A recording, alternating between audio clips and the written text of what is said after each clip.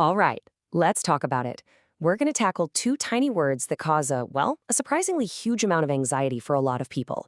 Who and whom. You know, it's one of those grammar things that feels like it's either a secret test we're all failing or just some dusty old rule we can't seem to get rid of. I mean, you know that feeling, right? You're writing something important, maybe an email to your boss, you're in the zone, and then boom, you hit a sentence and your brain just short circuits. This is the person to who I was speaking, whom I was speaking, all that confidence just vanishes. Don't worry, you are definitely not alone. It's a classic for a reason. So here's what we're going to do in this explainer. We're going to face this thing head on. First, we'll talk about the anxiety itself. Then we'll crack open the official rulebook. After that, I'm going to give you a totally foolproof test to get it right every single time. Then we'll zoom out and see how the language is actually changing, explore what using whom really means today, and finally, arm you with a clear guide so you can make your own call. So, first up, why does this one little choice feel like such a high-stakes decision? I think it's because it's more than just a word, isn't it? If you get it wrong, you feel kind of silly. But if you get it right, sometimes you worry you sound a little stuffy. It's a real linguistic catch-22. Okay, let's solve this mystery once and for all. We're going to pull back the curtain on the official rulebook, and the secret, it turns out, lies in this concept that's mostly vanished from our day-to-day English, but it is absolutely key to understanding the difference here. And that concept is called grammatical case. Honestly, you can think of it like a ghost of English past. See, Old English had all these different word endings to show what a word's job was in a sentence. Now, that system is almost completely gone, but it survives, like a fossil, in one very important place, our pronouns. And here's the thing, you already know how this works, instinctively. Just look at this. You would never, ever say, him is going to the store, or I gave the book to she. It just sounds completely wrong to our ears. We just know that he, she, and they are the ones doing the action. They're the subjects. And him, her, and them are the ones receiving the action. They're the objects. And this, right here, is the big reveal. Who and whom followed that exact same pattern. Who is the subject, just like he and she, it's the doer. Whom is the object, just like him and her, it's the receiver. That is literally the entire rule. No joke. Okay, so knowing the rule is one thing, but actually using it when you're in the middle of a tricky sentence, that's another story. So that's where our secret weapon comes in. It's a super simple test that gives you the right answer every time. Think of it as a grammar cheat code. Here's how it works, in 4 easy steps. 1, just find the part of the sentence that has the who or whom question. 2, turn that little part into a simple statement. 3, try swapping in either he or him. And 4, whichever one sounds right is your answer. If he fits, you use who. If him fits, you use whom. Let's try it. The person who lives here. So the simple statement is just, he lives here, right? You'd never say, him lives here. So since he is the one that works, the correct answer is who. Simple as that. He is the subject, so who is the subject? All right, now for a slightly trickier one. Whom did you call? So let's rephrase that as an answer. You did call him. It would sound really weird to say, you did call he. So because him is the correct substitution, the right word for the question is whom. See, it works. And if you're ever in a pinch and you need a quick memory hack, here it is, the easiest one ever. Both heim and whom end with the letter M. That M is your signal. It tells you you're dealing with the object, the receiver of the action. It's such a simple little trick, but believe me, it is incredibly effective. Okay, so we've got the rule, we've got the test. Case closed, right? We can all go home?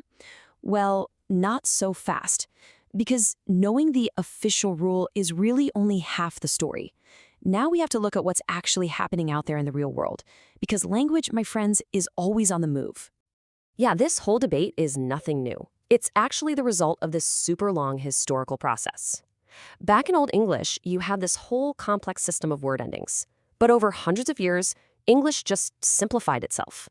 Then, in the 18th century, these grammarians came along who were obsessed with Latin, and they basically tried to freeze the rules in place. They preserved whom in formal writing, even while it was vanishing from regular speech. And today, most linguists will tell you it's in terminal decline. And you don't even have to take their word for it. Just look at the data. I mean, when you analyze huge databases of books and articles and spoken language, the difference is just staggering. Who is used way, way more. It's basically become the default for pretty much everyone in pretty much every situation. So, why is this happening? What's pushing whom out the door? Well, there are three big reasons. First, using whom correctly just takes work. You have to stop, do those little mental gymnastics. It's a high cognitive load. Second, we English speakers just love leaving prepositions at the end of our sentences. We say, "Who are you with?" Not the super formal, "With whom are you?" And that sentence structure just naturally favors who. And finally, it's just part of this centuries-long pattern of English becoming simpler and more streamlined.